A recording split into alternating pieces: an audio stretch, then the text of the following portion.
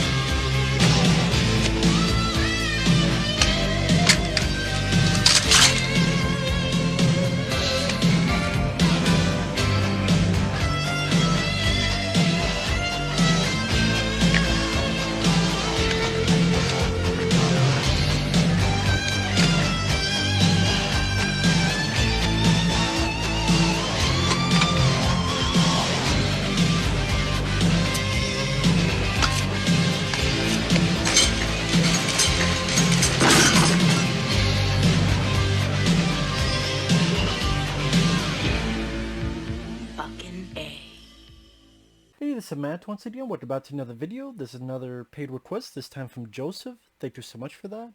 And for those interested in requesting any other type of videos, topics, reactions, randomness, re-reviews, or just reviews, or lists, or anything in between, feel free to send them either directly to my PayPal or join my Patreon. Both links are down below in the info box. Now, this is a request from Joseph of what, in my opinion, are the top 10 worst slasher films.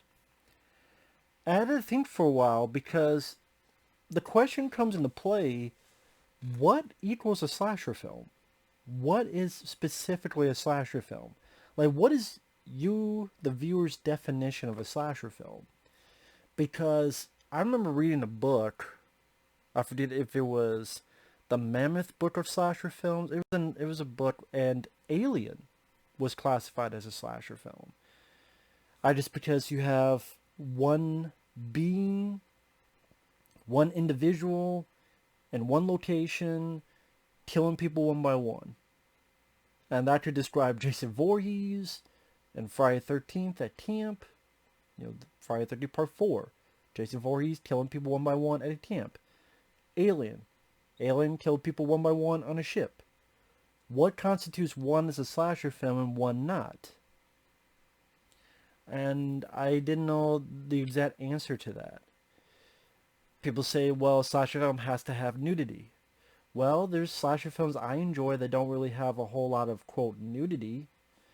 A Nightmare on Elm Street. The first Nightmare on Elm Street, you can't really say has a lot of nudity. Now, Part 3 and 4 have a little bit, but the first one, not really. But would that not be called as, a slasher film? So again, it gets into, is it nudity factor? Because there's a lot of slasher films nowadays that don't have nudity at all. Is it blood? Well, there's some slasher films that all the blood got taken out because of the MPAA. At least back then they did. Friday the 13th Part 7, The New Blood. If you don't have the uncut version, which I have, which is like a VHS, looks like a which looks cool to me. I like the VHS quality to it. That has the gore in it, but the actual release cut has no gore because MPAA were American Puto Association of assholes. American that decided to take the shit out. Granted, you throw a rock, you hit a movie, it's gorier. There are comedies nowadays gorier than Friday the 13th films were. But, they get the pass. Or at least more gross. Like Vacation from 2015, whatever. That's more gross than anything in Friday the 13th films. But that got rated R. So, fuck do I know. So yeah, it gets into what classifies as a slasher film and what doesn't. Because anytime someone makes a rule, I'm like, well, this is a slasher film, but it doesn't have that rule applied to it. Like Scream, does Scream really have nudity? Not really, but then it plays off that idea about it. So yeah, it is. This is in the eye of the beholder. I don't know. And so there may be films I hate that are technically slasher films, but I may have forgot about them. A, because I did not think of them as a slasher film, or B, they're so fucking awful, I just had to wipe them out of my memory, just like you put you put any file in the recycle bin, and you clear it on your computer. That's what happened to me with some shitty movies. That's why, what about this one? I'm like, because I forgot, that's why. So, this is the end of it. He said 10, I picked like 14, 15 or so, because I said fuck it. The worst one I could think of is Gutterballs. What is Gutterballs? It's a slasher film at a bowling alley where it's also exploitation, rape. A woman gets raped with a bowling pin. There's a point where there's a trans person who gets killed, and then the killer decides to take their body,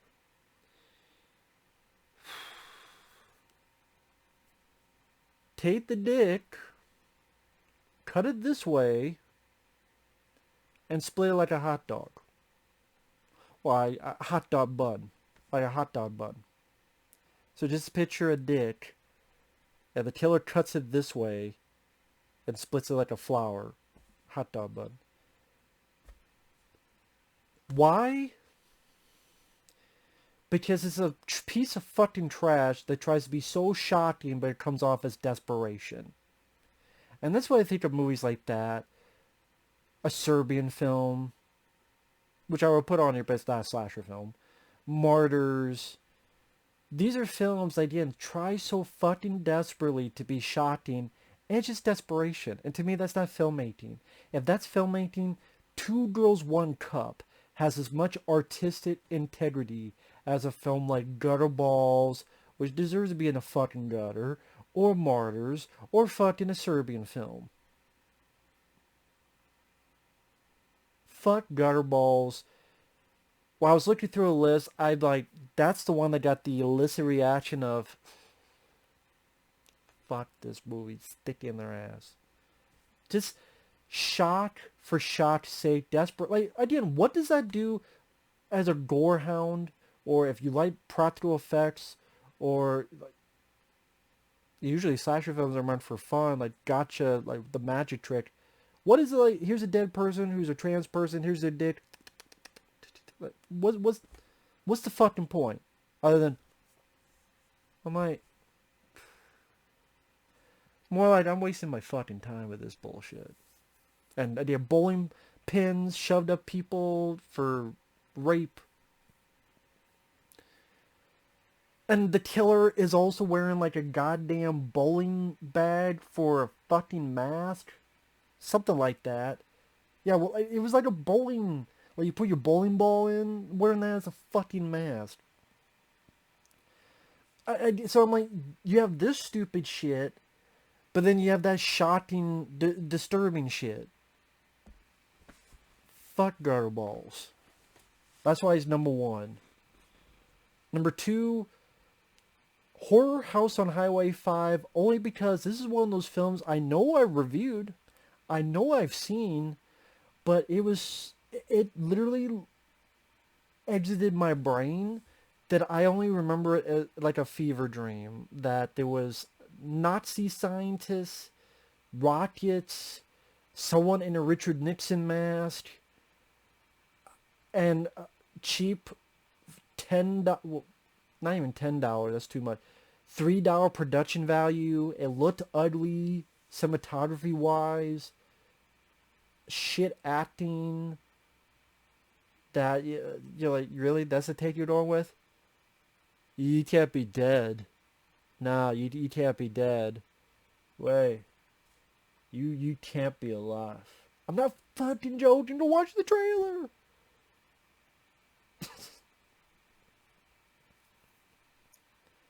And I like, I remember that just being completely confused as I watch it. I'm like, I shouldn't be confused with a slasher film. But I was fucking confused about that movie. I didn't know what the fuck was happening. Horror House on Highway 5. Number 2, I picked Terror on Tour. This is a film from 1980. I think when I ranted on it, I'm like, this really sucks. And then I think it sucked at the time. And then the more I thought about it, I'm like, this really is fucking boring, lame, again, ugly cinematography. It looks like it's shot, might as well be on fucking Vaseline lens. And it's a rock band called The Clowns, which is just a ripoff of Kiss. And someone gets murdered, or prostitutes are getting murdered, because the kills dressed up like members of the band. And there are times where I couldn't understand what the fuck they were saying with the dialogue. There are times I couldn't understand what the fuck was going on with the plot. Or because my brain fell asleep and my eyes kept going. And it's like, hey, my eyes are telling my brain, can you come back here? And he just exited. The brain just exited and said, no vacancy. So, like, Terror on Tour, go look it up. It's shit. Because it is shit. Go look up the trailer. Fucking winner. Hell's Highway from 2002. I almost forgot about this. This was a request where it was on a 4-pack, and 2002, but it looks like a shot on video from the 90s. About these 4 people that pick up this hitchhiker who just says she's going to kill them all. She keeps dying, but then she keeps coming back. Oh, and then that's the twist. It's not a supernatural thing. It's a clone thing. The reason they kept seeing her is because there was fucking multiple clones of her because of some fucking research station over here that they pulled out of their fucking ass. And this is a movie that, again, cost $2 to make. There's a person who gets his arm cut off. Then when they get up, you see the fucking arm being hidden like this. Even though it's supposed... Like, imagine this is the nub, but you see the arm, like, right here, like you see mine. Well, no, it's probably the cover's covering up, so I'll go over here. Like, imagine the arm's gone, but you just see the fucking... Like, it gets up, you see the fucking arm. And then the ending is, like... The doctors, scientists are going to fuck up the lead girl, but then the clone, one of the clones who you thought dead, she goes up, and then it cuts to an outside shot with a couple smoke coming out as if someone's having a fucking cigarette. Then it cuts to a random piece of road and a random piece of 5 or 6 crosses. Then it says the end. And if you know what the fuck that meant, I don't know either. I just assume the clone killed everybody, and then the director thought they were artistic, not autistic, artistic. That joke, I just can't talk. Because I think of these shit fucking movies makes my brain cells explode and short circuit. Where's Johnny 5? That's the good short circuit. This is the bad short circuit. Artistic, just have a bunch of crosses on the road that look like they took 2 minutes, bunch of sticks they found on the road. I reviewed that film. The review's on my channel. Fuck Hell's Highway. That's what, number 4? Number 5, I picked the Hitcher remake and Hitcher 2 Waiting as a tie. That had to be in my top 5 because I love the original Hitcher a lot. The original Hitcher deserves a fucking Blu-ray. God damn it. Where the fuck... I mean, there's a Blu-ray overseas, to be fair. But why is there not a goddamn Blu-ray of the Hitcher in the United fucking States of America? All the shitty movies that get released on Blu-ray, the Hitcher cannot get an American release on Blu-ray. That's a classic film from the 80s. And instead we got a shitty sequel and a shitty remake. They both piss on the original Hitcher. They pissed on it. One pissed it in its mouth, and one pissed it up its ass. I would say Hitcher 2 pissed it in its mouth, because you kill off C. Thomas Howell's character in a bullshit way, and Jay Busey, ain't shit on Rutger Hauer, and then the remake fucked the original up the ass and then made a piss enema because, oh, Sean the Beanie Baby, he should have picked a different role, not this. I'm sorry. If it's not Rutger Hauer, it's not going to work. And then it took everything that the original did right. The remake said, let's do the opposite and make it wrong. Every fucking step of the way. It's one of the worst remakes I've ever seen. And the fact that, again, the original Hitcher is a classic for many reasons. And that's why I'm not like, is this considered a slasher film? Some say it's not. Some say it is. So I'm putting it on the list anyway. Because I hate these two fucking films. And the Hitcher remake, hey, remember in the original when it was cool there was one person by themselves and eventually another person joined to help see Tao's out, but mainly is one-on-one? No, it's going to be two-on-one the whole time. Remember how, the action scene was intense in the first film? Make sure we add 9 Inch Nails closer so as the Hitcher is shooting helicopters down, you're hearing, I wanna fuck you like an animal. What the fuck do you feel in the inside? Yep, that really sets the fucking tone. It's fucking ridiculous. Fucking stupid. Let's have a girl with a tank top running slowly from explosions as if she's cool in a it's produced by Michael Bay, but still like a Michael Bay movie. And then her stupidity got a cop killed. At least see Tao's hell when he did what he had to do is for ultimately a good reason. Because Rutger Hauer was going to make it out anyway, and he didn't get someone killed. This dumb bitch got someone killed. I could go on. I fucking hate the Hitcher remake. The Bitcher. Fuck that bitch. And fuck Bitcher 2. I've been waiting. You keep fucking waiting. Hold your bladder until it explodes, you fuck. So, other ones, Unhinged. This is a movie I saw long ago. It's pretty much about 3 girls that just talk while they're going to like a concert or something. And then the car gets fucked up. They hold up in a house. They wander around. And long story short, there's a person and their mom. The person who you thought was a girl is actually a guy. The 3 girls, the 3 teens, the 3 leads get killed. And gore, it's about as gory as a Sesame Street episode. Even though it was part of the UK video nasties. Nothing in the movie is gory enough to be on a video nasty list. So it was a boring film. It was a film that, the way it was advertised, it's so gory, it's banned in all these countries. Bullshit.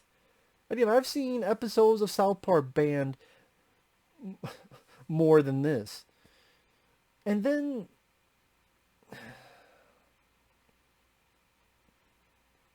and this is not the, by the way, when I say Unhinged, this is not the fucking, I'm not talking about the one with Russell Crowe. This is a different one. This is from back in the day. This is an 80s slasher called Unhinged. At least, wasn't that what the Russell Crowe movie called, Unhinged? This is not the one. This is the 80s shitty slasher one. And then you have a downbeat ending on top of it. So, there you go. Return to Sleepaway Camp. Unneeded. Try to be a sequel to the first film. You have this person who has the fakest mustache, fakest beard. He talking like this. Oh, I wonder why he's talking like this. Because he's a she. And oh, what a surprise. It's Felissa Rose. And you have a lead who is a fat fuck who we're supposed to root for, but is the most hateful person in the movie. We're supposed to feel sorry for him, but then he does the most vile shit and picks on people and ready to burn people with little flamethrowers, but then we're supposed to feel sorry for him because he gets picked on. But like one of the worst protagonists in a fucking slasher film I've ever seen in my life. The kills are either crappy CGI or ridiculous and stupid. Like the guy who's his dick gets put into a fucking noose that he just thinks is teeny. Fucking. And then a waste of people like Isaac Hayes. Completely wasted. I think that was the last film he did before he died, which fucking upsetting to me.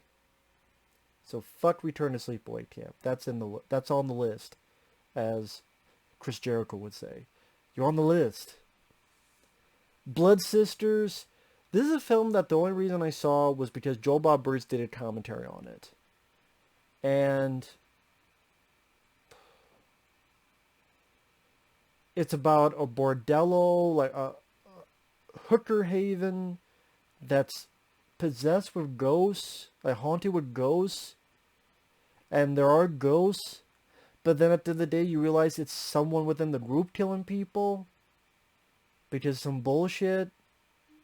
Because I think his mom was one of the hookers who died. So you're going, okay, what really did that have to do with the ghosts? What this guy's doing all along? Oh, there are ghosts. So this guy was just killing people because he's crazy. But there also just happens to be fucking ghosts. I just remember even Joel Bob Briggs. Joel Bob Briggs got annoyed while doing the commentary. He's like, cat mouse, cat mouse, cat mouse, cat mouse. Even he was getting fucking bored with the movie. It's Joel Bob. I'm like, Joel Bob Briggs, why did someone hire Joel Bob Briggs to do commentaries on the Texas Chainsaw Massacre films or on the Friday the 13th films? Like, they hire him to do these bullshit movies like Blood Sisters. Why don't you hire him to do commentaries on Friday the 13th films? Chainsaw Massacre films. It's one thing to host and be there a couple minutes in a segment. Back in the day, a Monster Vision or the show he has on Shudder. But do a commentary, man. Especially in the way, like, you need to do a commentary on YouTube. People would listen to him. Watch-along parties. Why can't we do that? Yeah, Blood Sisters, good luck watching it without the Joel Bob Briggs commentary. 1, 2, 3, 4. Well, if Remake and Hitcher 2 are 1, that's 5. Unhinged 6. Returns of 7, 8. Trick or Treats. This is a film I reviewed. It came out in 1982. This is one of the worst slasher films of the 80s, along with Terror on Tour, Unhinged, because 90% of the film is a babysitter being stuck watching this young, annoying fuckwit brat on Halloween night. And literally most of the film is just her watching this kid, and this kid keeps doing prank after prank after prank. Oh, by the way, Peter Jason, who's worked with John Carper a few times, he escapes from an asylum. And he's wandering slowly to where he needs to go. And again, 90% is just this kid playing more and more jokes. And then in the third act, killer gets there, boom, fights the killer. But then the kid, he just says fuck it and decides to kill the babysitter for real.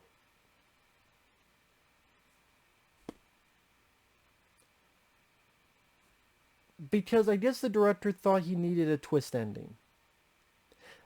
There's a lot more to this stuff I could talk about, but again, I did do reviews for like this one. Feel free to watch the review. I go a lot more in depth on it. Trick or Treats. Fuck's sake. April Fool's Day remake. I had to put it on there because I love the original April Fool's Day. The fact it got remade was bullshit. And the fact the original got a shitty Blu-ray release is bullshit. But the remake, Scout Taylor straight out of Compton from Rob Zombie's Halloween is in it, and it looks like it's shot as a soap opera. You know how soap operas has that weird fuzzy that look to it that just screams soap opera? That's what the April Fool's Day remake looks like. It looks like a soap opera. I have no idea why the fuck it's shot like that. And lame cast, lame characters, lame story. To me, because I'm such a huge fan of the original, this remake was just a fucking insult. And yeah. I know I'm being vague on that. It ain't worth the fucking spit from my mouth. Rob Zombie's Halloween 1 and 2 would be on the list because I think Rob Zombie's Halloween 2 is worse. Oh yeah, I did. It tried to be different. But you know what? He should have just made a film that wasn't Halloween. White horses and Are You a Giant? Annoying, irritating, unlikable Laurie Strode and Stout Taylor straight out of Compton yet again. Brad Dourif is the best part of those movies. If both films were told from Brad Dourif's perspective and he was the lead character, I honestly think they would be better. I'm not joking. They would be better movies if both of those films were told entirely from Brad Dourif's perspective. And they would still make it different, make it unique compared to other Halloween films. But Brad Dourif, he's the best part of those movies. The way Rob Zombie shoots it, the way he writes the dialogue, motherfuck. I curse a lot, but I'm not writing the scripts that go, I'm going to say fuck here, motherfuck, fuck the shit, fuck in the fuck, motherfuck, asshole, dick licker, lit the dick, dit the lit spit, dit splash, fuck shit. Rob Zombie can't write for shit. There's some gore, yeah. So what? I can name 50 slasher films with good gore that are better movies than this. Both of them. And then the ending of H2, what the fuck they were trying to do with that, man. Try to be, yeah, white, gotta put his fucking poontang wife in there. And, oh, I'm a ghost with white horse. You're not fucking Roy Rogers. Get Trigger out of here. I don't give a fuck about your white horse. The first Rob Zombie's Halloween, the kid running, depending which version you see, there was one version of the first Rob Zombie where the kids run in freeze frame. It looked like he's after school special. I'm gonna make it after all. Yeah. The first half, you had a little guy that, I'm sorry, I don't buy. But then this little guy became 8 feet tall. And one of the versions, someone raped someone in Michael Myers' padded cell. I forget which version that was. I forget if that was the theatrical version or that was the director. I can't remember the fucking difference. It's been so long since I've seen that movie, thankfully. And then the second half was just a fucking remake of the first movie, but without the suspense, the atmosphere, or the good lead performance. Just, there's a reason why you never hear Stout Taylor Compton anymore. You never hear of her anymore. Sorry to the lady, if she ever sees this. Maybe you just had bad writers. For these two, and April Fool's Day remake, maybe those writers fucked you over royally. If that's the case, I apologize. But they made you come off as unlikable, irritating. And I'm like, this is the lead I'm supposed to follow and care for? And I'm going to be realistic. I'm going to explain all the shit. Why Michael Myers does this. He doesn't drive. So you have a problem that Michael Myers drives, but if someone shoots him in the head, point blank range, they're perfectly fucking fine. If Loomis shoots someone, that's fine, but if they drive, you have a bug up your ass about it. Okay. You think one's believable and one's not. Which is more believable to you, the viewer? Someone trying to figure out how to drive or someone survive? Well, I guess if you're 50 Cent.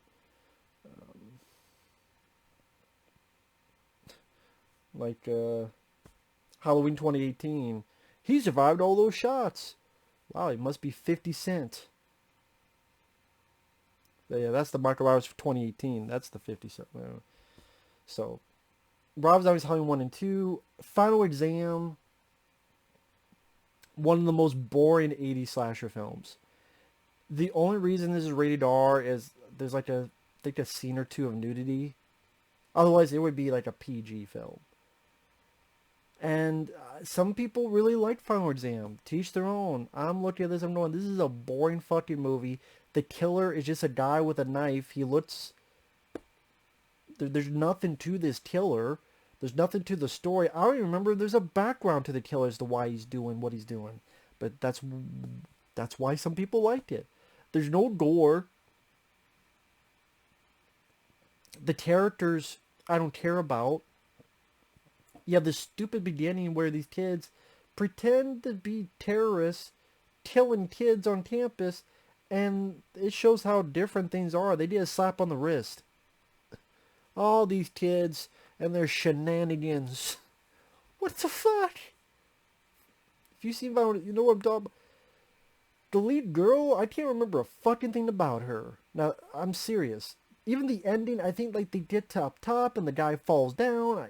The killer falls. I can't fucking remember. I really can't. There's nothing direction-wise I can remember. It's a completely forgettable, boring fucking film. And he said 10, but I just add one more. The Prom Night remake. Because the Prom Night remake, I'm like, it's funny if you watch that film again. Idris Elba is in it. Yes, the Idris Elba. He plays the main cop. And it's kind of fun to see him in there. It's like, it's fucking Idris. But it's just a PG-13... What's it PG? I think it was PG-13 slasher film. The killer's just a guy with a baseball cap, and you find out his identity 5 minutes into the movie. And the original Prom Night is not even one of my favorite slasher films. It's okay. It's like a maybe 2.5 out of 5 star movie. Like, yeah, probably the original Prom Night. We'll give like 2.5 out of 5. It's okay, but I prefer like Terror Train, Road Games. That's more of a thriller, but Jamie Lee Curtis, I prefer Road Games more. Terror Train, I really enjoy. Halloween 2. Prom Night is there. But that had more with the disco music and the motivation of the killer, and the killer did wear a mask, and Jamie Lee Curtis, the acting, Jamie Lee Curtis, Leslie Nielsen. Here, it's cool to see some people like Idris Elba before they really made it big. But it's just a killer in a fucking baseball cap. He must be going to the Dodgers or going to kill some chicks. And again, I don't remember there being much gore or just very bland, generic fucking movie. And yeah, there's a lot of bad ones out there. I mean, there's Valentine, there's Splatter University, I did not care for The Dorm That Dripped Blood. A lot of people like that film. I didn't care for that one. But, Gutter Balls, Horror House on Highway 5. Well, actually, you probably can't see it. So, Gutter Balls, Horror House on Highway 5, Terror on Tour, Hell's Highway from 2002, the Hitcher remake and the sequel to the Hitcher 2 I've been waiting, and the Hitcher remake. Unhinged, not Russell Crowe film, the slasher film from the 80s. Return to Sleepaway Camp, Blood Sisters, Trick or Treats, April Fool's Day remake, and then added in Rob Zombie's Halloween 1 and 2. I would go H2, then H1. Final Exam, Prom Night remake. And technically, Hitcher is 2 movies, so I guess I would say I don't know which is worse, the remake or the sequel, because the sequel kills off C. Thomas Howell, so it literally does fuck over the original film. But the remake is just the remake of the Hitcher is the prime example to showcase what an original can do right and what a remake can do wrong, and just the total opposite of what makes one good and one bad. Like the Hitcher remake is a perfect study of that. I don't know, but anyway. So, there you go. Thanks for watching. We'll see you guys later. Bye-bye.